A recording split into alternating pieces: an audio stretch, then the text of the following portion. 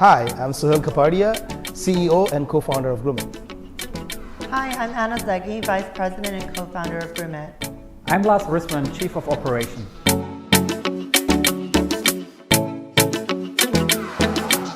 Initially, I wanted something for my dog. She was very anxious when I took her to the salon and she hated it. So I wanted someone to come to my home and groom her. It was very hard for me to find someone. I searched and searched online and there was nothing available. I don't understand. We have Priv, Glam Squad to come home and do our hair and makeup. We have Uber for driving. We have Instacart for food. We have Soothe and Zeal for massages. But there was nothing like this for my little monster. So I knew I had an incredible idea, but I knew that 95% of small businesses fail. And just because it's an idea without execution is absolutely nothing. I knew I had to have a partner, and I found one. Yeah, Anna came to me about 4 or 5 years ago, almost 5 years ago. And I loved the idea. I just wanted to validate the business. So we did a research on whether customer would pay over $100 on in-home grooming. Would people appreciate in-home grooming more over mobile grooming or salon grooming? We did all the research and finally we come to agree that we were going to really do business. It took us about 6 months to develop an app, but to get there, it took us a lot of time. I had to use all my resources from my telecom background and we built a full stack application.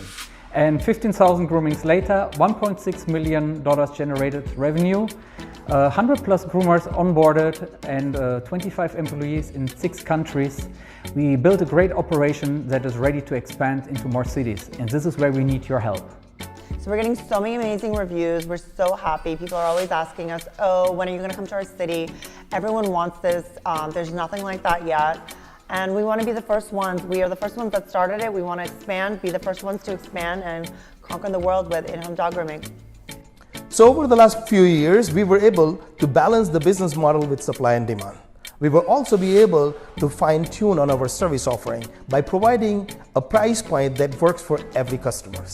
It's insane that 90% of requests that come in get assigned immediately.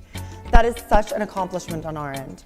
We all do this while ensuring our groomers are paid well. They keep 65% of the service fee plus 100% of the tips. This helps us to build a strong relationship with the groomers. We are ensuring to build an ethical company for our service providers, employees, and for our pet parents. Our groomers love to work for us. I'm in charge of vetting all the groomers. I interview them in person. We do a background check.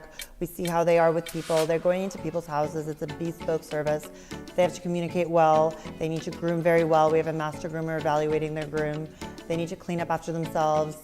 It's an experience. It's not an assembly line at a pet shop. A request comes in on our platform.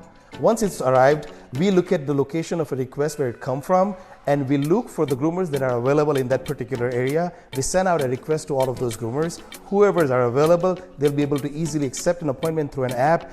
It's all seamless. Nobody needs to get involved and get it done. It gets done automatic.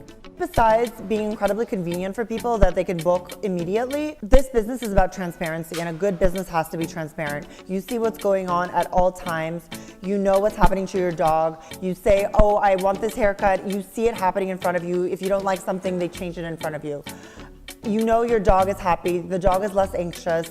It's all happening right here, right now. COVID really has changed the market landscape for many industries and services.